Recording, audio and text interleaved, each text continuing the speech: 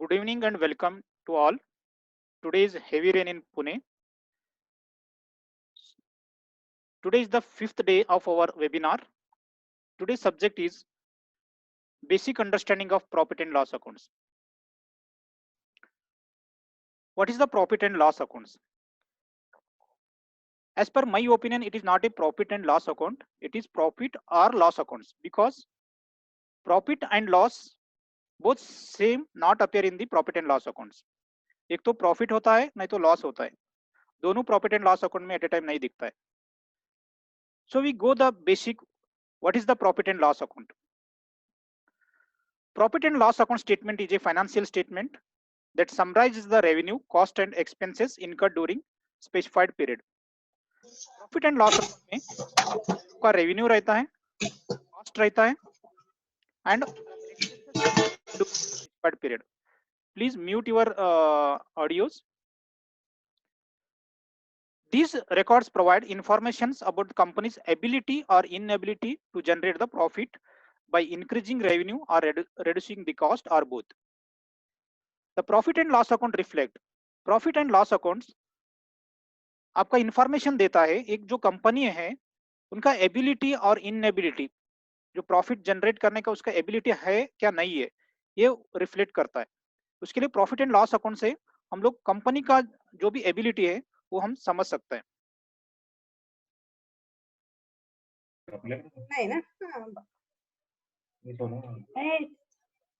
Please mute your audios. Why you need to prepare profit and loss account statement? Profit and loss account क्यों prepare करना चाहिए? First one, make a wiser decisions. जब आप business start करता है, आप profit है आपका बिजनेस में क्या लॉस है आपको पता नहीं चलेगा unless you prepare the profit and loss account. Profit and loss account से आपको ये समझ में आ जाता है मेरा बिजनेस प्रॉफिट में आ रहे क्या लॉस में आ रहे. लॉस में आया तो फिर क्यों लॉस में आ रहे, whether business whether we should continue और ड्रॉप. प्रॉफिट रहा तो हम लोग और प्रॉफिट बढ़ाने के लिए क्या क्या करना चाहिए, ये सब चीजें आपको देखना है. So one should make wiser decision to whether business should be continue or business should be discontinued. Second one, have a proof of your business success. Profit and loss accounts बनाने से आपका बिजनेस का success आप इसमें major कर सकते हैं. कैसे आप मेजर कर सकते हैं? प्रॉफिट एंड लॉस अकाउंट बनाने से आपका कंपनी जो है वो प्रॉफिट में है क्या लॉस में है, जो आपका इन्वेस्टर है जो क्लाइंट से आपके साथ ज्वाइंट मर्जर करना चाहता है नहीं तो आपका कंपनी वो खरीदना चाहता है, तो उनके लिए एक स्टेटमेंट लगता है आपका कंपनी प्रॉफिट अर्न कर रहे क्या लॉस अर्न करने कर चेक करने के लिए. ये जो profit and loss accounts is the statement which give the proof of investor whether your company is suffering profit or loss. So one investor can invest according to these statements. Third जो need है वही we are preparing profit and loss account to file income tax returns. आपका profit and loss account का base पे आपका जो भी company profit earn कर रहे क्या लॉस कर रहे उसी बेस पे अपना इनकम टैक्स रिटर्न फाइल होता है. उसके लिए आपको प्रॉफिट एंड लॉस अकाउंट बनाना बहुत जरूरी है. What is the important of preparing profit and loss account? Profit and loss account हम लोग क्यों बनाना चाहिए? ये जो प्रॉफिट एंड लॉस अकाउंट है आपको ये समझ में आ जाते हैं आपको प्रॉफिट एंड लॉस अकाउंट बनाने से आप जो भी मनी अर्न कर रहे हैं तो किधर से आपका ज्यादा रेवेन्यू आ रहे, आप मनी लूज कर रहे तो आप किधर से आपका ज्यादा स्पेंड हो रहे, जो एक्सपेंसेस हो रहे उसको आप कंट्रोल करने के लिए ये प्रॉफिट एंड लॉस अकाउंट एक अच्छा तरह का टूल है, आप उसको कंट्रोल कर सकते हैं. हम लोग अभी एक एक आइटम के हिसाब से हम लोग जाएंगे. जो प्रॉफिट एंड लॉस अकाउंट का आइटम है फर्स्ट है sales. Every businessman should make the yearly sales budget. बहुत सारे बिजनेसमैन लोग सेल्स का बजट नहीं बनाते. नॉट ओनली सेल्स, फुल आपका प्रॉफिट कितना होना चाहिए, एक्सपेंसेस कितना होना चाहिए. एक साल जब आपका 1 अप्रैल से स्टार्ट होता है तो आपका एक बजट बनना चाहिए. आपका सेल्स कितना बढ़ना चाहिए, लास्ट ईयर में अपना सेल्स कितना था, नेक्स्ट ईयर में अपना कितना सेल्स होना चाहिए, ये सबसे इंपॉर्टेंट है. सेल्स में आपका बजट बनना चाहिए. Every businessman should check sales daily weekly and monthly. जो बिजनेसमैन होता है उनका सेल उनको समझ में आना चाहिए, अपना रोज कितना हो रहे, वीकली कितना हो रहे और मंथली कितना हो रहे.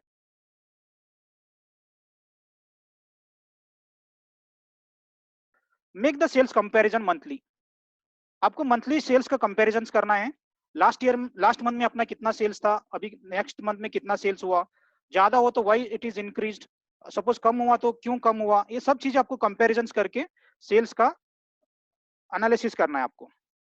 Accountant should check that all invoice are sequentially entered. जो भी आपका इनवॉइसेस है वो सीक्वेंसली होना चाहिए। सपोज आपका अप्रैल में एक इनवॉइस है, आपको मार्च में सपोज 1000 है, इसका बीच में कभी गैप नहीं।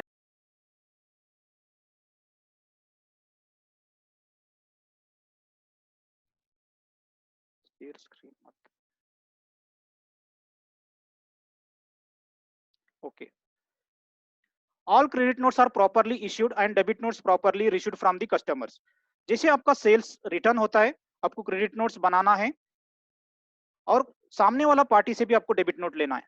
एक तो सेल्स रिटर्न में बहुत सारे लोग सिर्फ क्रेडिट नोट्स रेज करके छोड़ देता है, but as per rule you also take the debit note from the party and you also confirm from your party.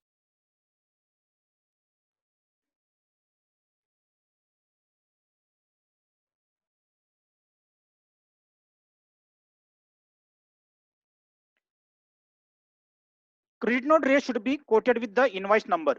आपने कौन सा इनवॉइस का क्रेडिट नोट रेज कर रहे, वो उसका नंबर लिखना बहुत जरूरी है। जीएसटी रूल में इनवॉइस का भी कुछ फॉर्मेट है, कैसे आपने इनवॉइस बनाना चाहिए, वो फॉर्मेट आपको कंपलसरी फॉलो अप करना जरूरी है। इनवॉइस के डेट होना चाहिए, पार्टी का नेम होना चाहिए, उनका जीएसटी नंबर होना चाहिए, क्वांटिटेटिव डिटेल्स होना चाहिए, एचएसएन कोड होना चाहिए, एसएससी कोड होना चाहिए। ये सब चीजें आपको फॉलो अप करना बहुत जरूरी है जब आप इनवॉइस बना रहे हैं। नेक्स्ट हम जाएंगे purchase account. Every businessman should check purchase daily, weekly, monthly and owner should control the purchase. जब परचेज रहते हैं ये सबसे ज्यादा इंपॉर्टेंट रहते हैं, सबसे हाईएस्ट एक्सपेंसेस जो होता है कंपनी का वो परचेज रहता है। आपने किसी दूसरा लोगों का ऊपर अपने परचेज का सपोज कंट्रोल दिया, उसमें ज्यादा तरफ से मिस अप्रोप्रिएशन ऑफ फंड होना चांसेस रहते हैं। उसके लिए always purchase should be control by owner. Every accountant should check whether all purchase invoice are book. जो भी आपका परचेज इनवॉइस आया रहते, आपको उसका एंट्री करना जरूरी है, नहीं तो आपको इनपुट टैक्स का क्रेडिट उस महीने में नहीं मिलने वाला है। आपको परचेज का भी कंपैरिजन करना है मंथ टू मंथ, क्योंकि आपका सेल्स का परचेज दोनों लिंक रहता है। जैसे आपका परचेज बढ़ा तो सेल बढ़ता है, सेल बढ़ा तो आपको परचेज भी करना पड़ता है। उसके लिए ये दोनों को रिलेटेड है। आपको मंथ टू मंथ एनालिसिस करना है, जितना परचेज सेल्स का रेशियो जो है उसमें वेरिएशंस नहीं होना चाहिए। And all debit notes properly issued and credit notes are issued to record in the books. जैसे आपने कुछ परचेज रिटर्न कर दिया, तो बहुत सारे लोग क्या करते हैं, डेबिट नोट्स रेज नहीं करते, तो पार्टी को पूरा पूरा पेमेंट होने का चांसेस रहते हैं। उसके लिए आपको क्या करना है, डेबिट नोट आपका सप्लायर को भेजना है मेल से, नहीं तो हार्ड कॉपी। उनसे एक्सेप्टेंस भी लेना है, हमने जो मटेरियल वापस दिया आपने वो एक्सेप्ट किया, तो उनका हम लोग अमाउंट कट करके उतना उनको पेमेंट कर सकते हैं। बिल के साथ में जीआरएन आना भी बहुत जरूरी है, ईवे बिल भी होना चाहिए, otherwise you will not get the input tax credit. बहुत सारे लोग ईवे बिल नहीं लेता है। जब हम लोग ऑडिट के लिए गया तो बहुत सारे इनवॉइस मोर देन 1 लाख रहते हैं, बट उनका ईवे बिल नहीं रहते। तो ईवे बिल अब सपोज आपने नहीं रहा तो आपको इनपुट टैक्स क्रेडिट नहीं मिलने वाला है। आईटीसी क्लेम करने के लिए, अभी सपोज आपका परचेज हुआ, तो ITC claim means input tax जो क्लेम करना है उसके लिए इधर 4 कंडीशन है। पहले वैट में कैसे था, आपने बिल लिया, पेमेंट किया उनको, और उन्होंने आपका J1 में दिखा दिया, आपका J2 में दिखा, तो आपको क्रेडिट मिलता था। बट जैसे जीएसटी रूल आया तब से ये थोड़ा चेंज हुआ है। इसमें 4 कंडीशन ऐसे है, मटेरियल शुड बी रिश्यूड। सिर्फ बिल नहीं आया तो नहीं चलेगा, इधर मटेरियल भी आना जरूरी है आपको आईटीसी क्रेडिट लेने के लिए। Invoice should be reissued, invoice भी उसके साथ में आना है। E way bill should be reissued, e way bill भी आपको बिल के साथ में आना है। Payment to be made within 180 days, 180 days में अपना क्रेडिटर्स का पेमेंट होना चाहिए, नहीं तो आपको आईटीसी क्रेडिट नहीं मिलने वाला है। जब आप परचेज एंट्री करेंगे आपको बाइफर्केशन करना है, purchase labour, purchase material, TDS के लिए। और परचेज यूआरडी का भी आपको बाइफर्केशन करना है, क्योंकि आपको 3बी में यूआरडी का डिटेल्स देना पड़ते हैं। बहुत सारे लोग यूआरडी परचेज 3बी में देता नहीं है, उसके लिए सेपरेट अकाउंटिंग करके आपको यूआरडी का डिटेल्स देना पड़ता है। उसके अलावा आपको आरसीएम जो यूआरडी रहते हैं, आपने सपोज कुछ ट्रांसपोर्टेशन चार्जेस है, सिक्योरिटी चार्जेस है, लॉयर चार्जेस है, ये सब चीजें यूआरडी में आ जाते, तो आपको आरसीएम यूआरडी बोल के एक अकाउंट ओपन करके आपको उसका भी सेपरेट अकाउंटिंग करना जरूरी है। डायरेक्ट एक्सपेंसेस, डायरेक्ट एक्सपेंसेस में क्या क्या आता है? Salary and wages. Accountant should check per month salary and wages are properly calculated and paid. छोटा कंपनी में जो सैलरी का काम होता है वो अकाउंटेंट करता है, तो उस टाइम पे उन्होंने प्रॉपर कैलकुलेशन करना चाहिए। जो भी एब्सेंट है उनका प्रॉपर डिडक्ट होना चाहिए। जो भी एडवांस सैलरी दिया है उनका कट करके सैलरी देना चाहिए। बड़े कंपनी में ये काम एचआर का होता है। और सैलरी जो पेमेंट होता है वो 10,000 से ज्यादा कैश में नहीं देना चाहिए। और टीडीएस भी प्रॉपर उनका एक बार क्रॉस हुआ limits 2,50,000 after deducting all deductions, आपको टीडीएस भी कट करना है। HR department should check whether all roles and responsibilities given at the time of appointment. जो बड़ा कंपनी में जो एचआर डिपार्टमेंट रहता है वो सिर्फ ऑफर लेटर देता है। उसमें बहुत सारे उनका रोल्स क्या है, रेस्पॉन्सिबिलिटी क्या है, what is the if he's not perform well, and what is the consequence if he done some misutilization of the company's fund, what is the consequence, ये सब चीजें उसमें नहीं रहता है। उसके लिए एचआर को अपना क्लॉज में डालना है उनका जो भी रोल्स एंड रेस्पॉन्सिबिलिटी है एंड कॉन्सिक्वेंस क्या होगा, सपोज उन्होंने कुछ गलत काम किया तो उनसे क्या हम लोग क्लेम कर सकते हैं। ये एचआर डिपार्टमेंट का काम है, उनको प्रॉपर ये करना है, लिख के लेना है। ईएसआई पीएफ पीटी को भी आपको प्रॉपर कलेक्ट करके इन टाइम में देना है। जो ईएसआई पीएफ पीटी रहते हैं उनका कुछ ड्यू डेट रहता है, means 15th of the next month, वो प्रॉपर इन टाइम पे आपको पेमेंट करना है। ये जो बैंक चार्जेस और बैंक इंटरेस्ट है इनडायरेक्ट एक्सपेंसेस में, बहुत सारे लोग ऐसे समझते हैं कि जो भी बैंक चार्जेस और बैंक इंटरेस्ट है वो बैंक ने किया वो करेक्ट है, बट ये गलत है एक्चुअली। बैंक चार्जेस आपको कभी कभी डबल पड़ता है। जो इंटरेस्ट है वो भी हायर रेट ऑफ इंटरेस्ट, नहीं तो रॉन्ग इंटरेस्ट आपको कभी कभी ज्यादा डेबिट पड़ा हुआ रहते हैं। उसके लिए आपको एक गूगल में एक सॉफ्टवेयर मिलता है इंटरेस्ट कैलकुलेशन का, आप उसको डाउनलोड करके एवरी मंथ आपका जो भी लोन का कैलकुलेशन है ईएमआई का इंटरेस्ट का, आप उसमें डाल के आप क्रॉस चेक कर सकते हैं। आपका जो भी टर्म लोन इंटरेस्ट है, सीसी इंटरेस्ट है, ये सब चीजें आप क्रॉस चेक करके आप ज्यादा हो तो अब बैंक को अप्लीकेशन करके आप उसका रिफंड ले सकते हैं। अभी नेक्स्ट आया डेप्रिसिएशन। जो डेप्रिसिएशन से हम ऑलरेडी डिस्कस किया हुआ है, सितंबर से पहले लिया तो आपको 100% डेप्रिसिएशन मिलेगा और उसके बाद लिया तो आपको 50% मिलेगा। मीन सपोज आपका प्लांट एंड मशीनरी का 15% रेट ऑफ डेप्रिसिएशन है, तो सितंबर से पहले लिया तो आपको 15% पूरा मिलेगा, सितंबर के बाद मिले तो आपको 7.5% मिलेगा। और प्लांट एंड मशीनरी में और एक क्लॉज ऐसे है, आपको एक एडिशनल डेप्रिसिएशन भी मिलता है। 20% आपको एडिशनल डेप्रिसिएशन मिलता है। मीन्स आपने सपोज सितंबर से पहले मशीनरी लिया, आपको 20% प्लस 15% टोटल 35% ये सिर्फ फर्स्ट ईयर के लिए मिलता है। आपको उतना प्रॉफिट्स में आपको डिडक्शंस मिल सकते हैं। बहुत सारे लोग ऐसे एडवाइस करते हैं, सर आपका प्रॉफिट दिख रहा है तो आप कुछ गाड़ी ले लो बड़ा वाला एक्सपेंसेस वाला, तो आपको डेप्रिसिएशन मिलते हैं, आपका प्रॉफिट कम होता है। हम लोग ये सजेशन नहीं देता है, क्योंकि जब आप प्रॉफिट कम करने के लिए हार्डली आप सपोज 50 लाख का आपने कार लिया तो आपको डेप्रिसिएशन उसमें 15% मिलता है, तो हार्डली टैक्स आपको 3-4 लाख रुपए सेव होता है। बट आपने उसका जो लोन लेता है, जो इंटरेस्ट भरता है, वो more than 10 time of your taxation. So आपका खुद का पैसा है तो आप you can invest and claim the depreciation, but loan लेके आप डेप्रिसिएशन के लिए कार लेना ये एडवाइजेबल नहीं है। जो इलेक्ट्रिसिटी चार्जेस है, मैन्युफैक्चरिंग कंपनी में बहुत सारे इलेक्ट्रिसिटी एक्सपेंसेस रहते हैं, बट ये बहुत सारे लोग इसको ध्यान नहीं देते। कभी कभी इलेक्ट्रिसिटी चार्जेस आपका गलत रीडिंग होता है, डबल भी बिल आ जाता है। मेरा ही केस में एक बार डबल आया था। आपको ये ध्यान देना है आपका इलेक्ट्रिसिटी चार्जेस जो आ रहे हैं तो प्रॉपर आ रहे हैं क्या नहीं आ रहे, तो आपको एवरी मंथ आपको कंपेरिजन करना है। और सेकंड थिंग, आपको इलेक्ट्रिसिटी चार्जेस पेमेंट करना है एवरी मंथ और इन टाइम पे करना है आपको। सपोज आपने 20 तारीख से पहले पे किया तो आपको 1000 2000 इतना आपको बेनिफिट मिलता है कंपनी में। इवन घर का भी इलेक्ट्रिसिटी रहे तो आपको 50 रुपीज तक आपको कंसेशन मिलता है। बहुत सारे लोग क्या करते हैं, ड्यू डेट रहता है 20 तारीख, बट कभी कभी वो लोग 21 को पे किया रहते हैं। इससे जो छोटे छोटे एक्सपेंसेस बढ़ता है कंपनी का, ये बहुत मैटर्स होता है। आप थोड़ा भी ध्यान दिया, आप मंथली मंथली आपको 4-5 हजार इसका इलेक्ट्रिसिटी चार्जेस में आप बचा सकते हैं। और बहुत सारे इलेक्ट्रिसिटी चार्जेस मैन्युफैक्चरिंग कंपनी में पड़ता है। इसमें कुछ नया टेक्नोलॉजी आपने यूज किया तो आपका बहुत सारे इलेक्ट्रिसिटी चार्जेस कम होता है। उसके लिए आपको जो भी नया टेक्नोलॉजी यूज करना है for reducing the electricity charges, वो सब आपको इन्वेस्टमेंट करके आपको रिड्यूस करके लेना है। एम्प्लॉय हेल्थ इंश्योरेंस, जो भी की पर्सन रहते हैं, सपोज आपका कंपनी प्रोपरेटर है, आपने एलआईसी लिया तो आपका बेनिफिट नहीं मिलेगा एक्सपेंसेस बोल के। बट वही आपने पार्टनर है, आप डायरेक्टर से कंपनी का, आपको की पर्सन में कंसिडर होता है। आपने जो भी आपका इंश्योरेंस लिया हुआ है, आप एक्सपेंसेस बोल के आप क्लेम कर सकते हैं उसमें से।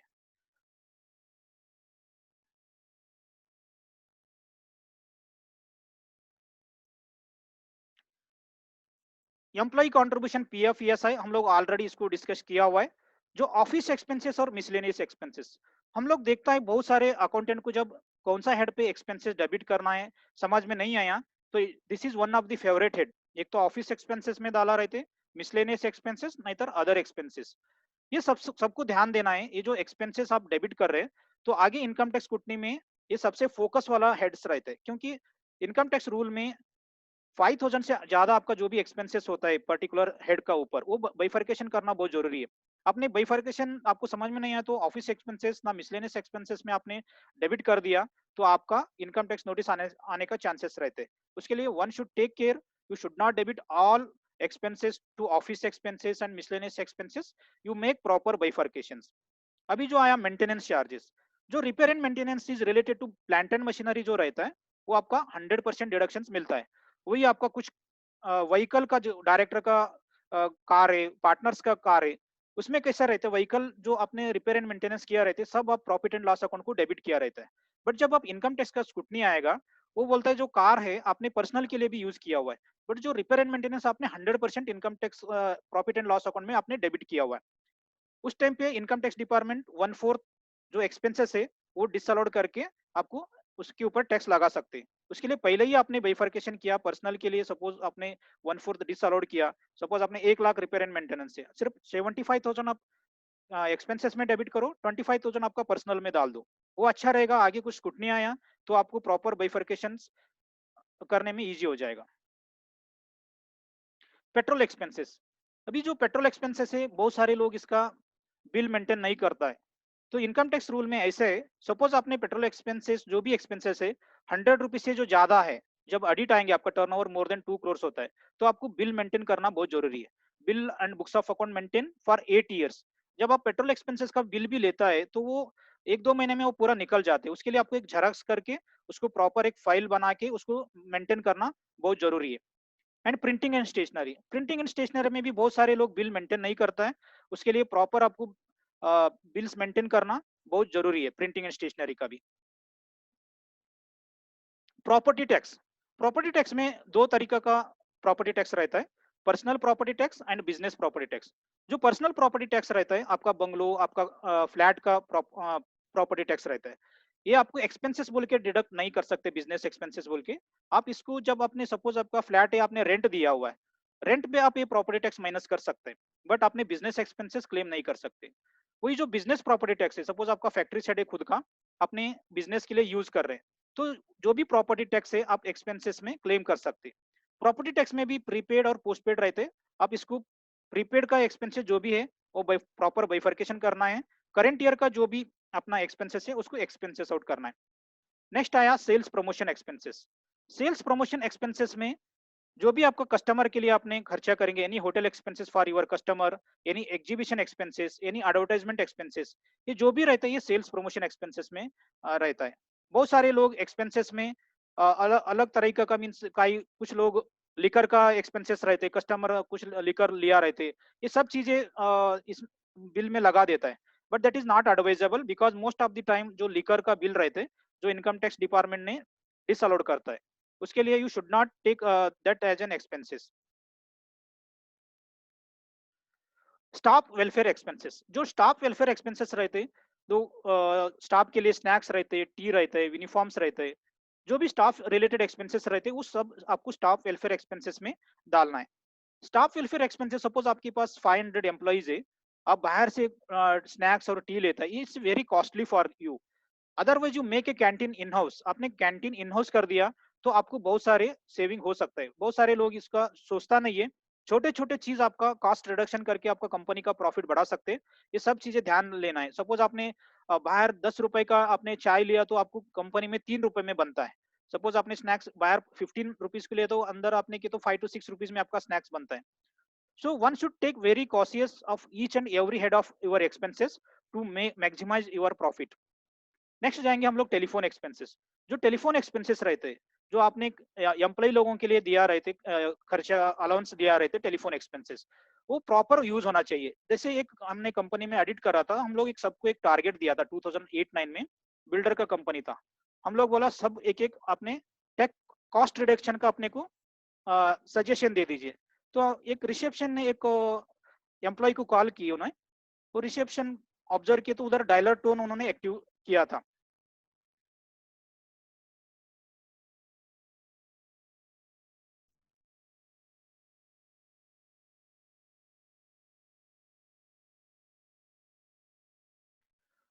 Sorry, today due to rain, internet and everything is disconnected. Next we go to telephone expenses. Telephone expenses का एक कंपनी उन्होंने टारगेट दिया था कॉस्ट रिडक्शन का। एक रिसेप्शनिस्ट ने फोन किया जो एम्प्लॉय को, उधर डायलर टोन एक्टिव हुआ था। उस टाइम पे 30 रुपीज पर मंथ कॉस्ट था। उन्होंने इमीडिएटली देखा उधर अराउंड 400 लोग एम्प्लॉय था, तो 400 इंटू 30 मीन 12,000 पर मंथ फिर सिर्फ डायलर टोन एक्सपेंसेस जा रहा था। इमीडिएटली उन्होंने मैनेजमेंट के साथ में बात करके वो डीएक्टिव करके लिया। ऐसे छोटे छोटे जो आपका ऑब्जर्वेशंस रहते हैं, तो आपका कंपनी का बहुत सारे सेव हो सकते प्रॉफिट बढ़ाने के लिए। ट्रांसपोर्टेशन चार्जेस, जो भी transportation charges related to your machinery रहते हैं, वो पार्ट ऑफ मशीनरी बनता है। Transportation charges is also liable for reverse charge mechanism. Transportation charges में बहुत सारे लोग कंफ्यूज में हैं, सब ट्रांसपोर्टेशन चार्जेस में आरसीएम लगाते हैं, बट ये रॉन्ग है। तो जो कंसाइनमेंट नोट दिया रहते हैं एजेंसी, ट्रांसपोर्ट एजेंसी, उनके लिए सिर्फ आरसीएम अप्लीकेबल होते हैं।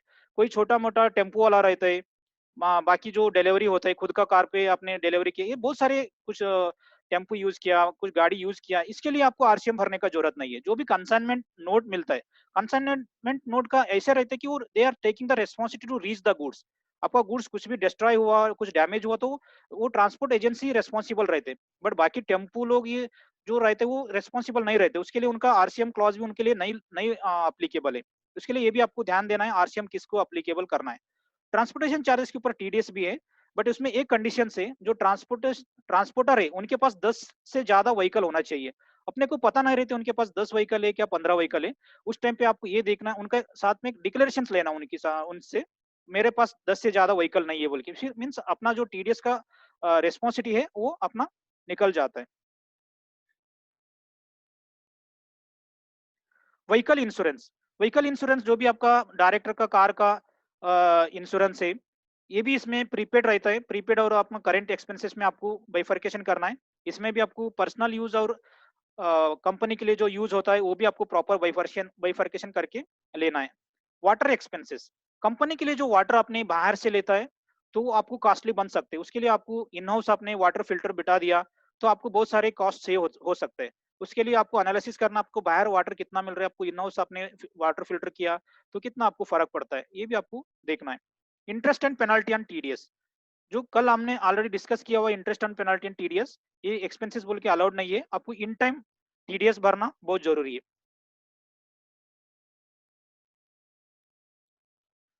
डोनेशन, जो भी आपने डोनेशंस दिया रहते किसी ऑर्गेनाइजेशन को जिसका एटीजी में उनका रजिस्ट्रेशन से ट्रस्ट में, उसको आप, that is not a part of your expenses, वो एक्सपेंसेस नहीं होता है, बट आपने एटीजी में उसका क्लेम कर सकते हैं। जब आपने पीएनएल को डेबिट करते तो आप उसको इनकम में ऐड करके एटीजी में आप डिडक्शंस ले सकते हैं। ये हो गया expenses part. Now we going for indirect income. Interest on FD, जो भी आपका इंटरेस्ट एफडी का रहता है वो 26 एस में दिखता है, नहीं तो अपने इंटरेस्ट सर्टिफिकेट में दिखता है। दोनों में जो ज्यादा है आपको उधर इनकम बोल के ऑफर करना है। नेक्स्ट आया rent income.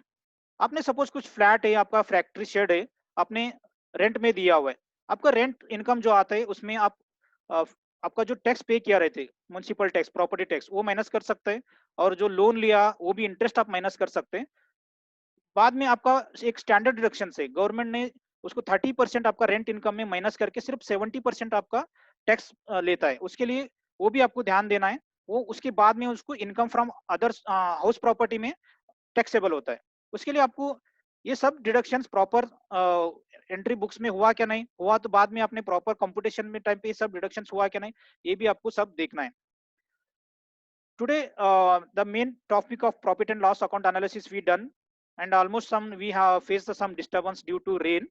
And tomorrow we will meet sharp 6 p.m. And main subject is the GST Act, basic GST Act. It's very important, and this is new for everyone. And join everyone. Thank you for attending and having a patience. Good day. Thank you.